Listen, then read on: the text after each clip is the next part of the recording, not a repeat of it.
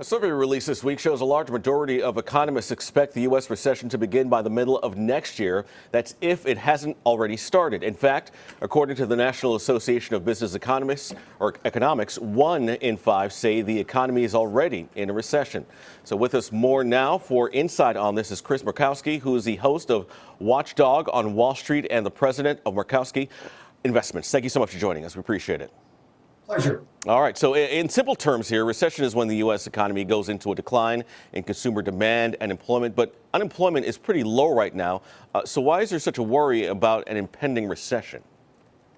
Well, we're going to go by the economic textbook definition of recessions. 2 quarters of negative economic growth. We're already there. There's this group in Cambridge, the NBER, that they actually decide on this. And oftentimes it takes them almost a year. They didn't decide that we were in a recession back in 2000, 2008, 2009. It took them almost a year before they actually called it.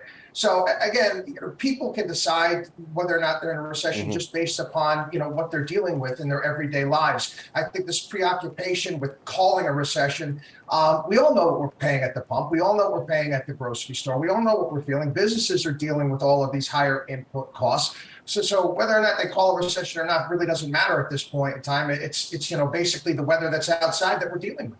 So in the more granular terms, though, what does it mean for the average American? I mean, you touched on some of the things, but in more granular terms, like what is it? We know that interest rates are going up and the prices of certain items are higher.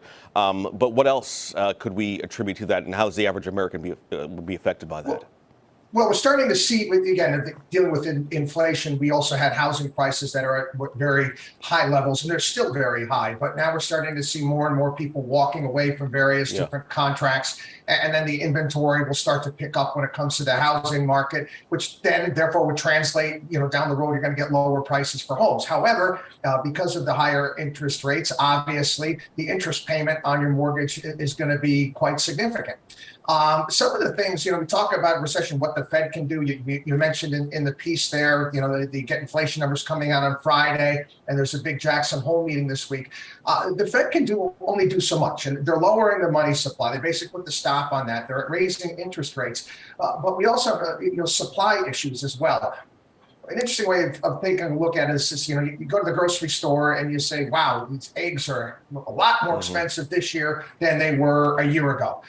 It's not because that's not because the Fed printed too much money, which they did. That's obviously we have issues in regards to fertilizer, input costs, supply chain issues. So we also have a bit of a supply issue as well. All right, so 72% of economists polled by the National Association of Business Economics expected the U.S. to get into a recession, and it will begin by next year. However, Goldman Sachs found that household cash flow will begin growing again right after Christmas and accelerate through the new year. How do you reconcile that with the concerns about a recession?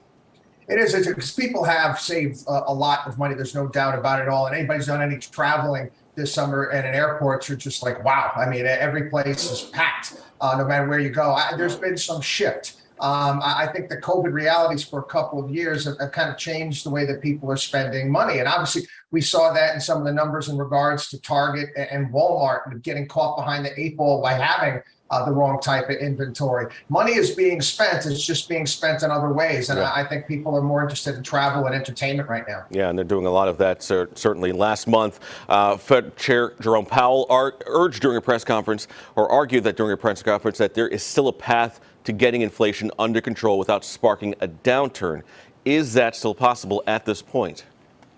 Well, we're already in a downturn. I don't think he wants the downturn to come much before this. How deep of a recession? I think that's the argument right now is that, okay, we can mince words here and there. We've already had 2 quarters of economic growth. How shallow is this recession going to be?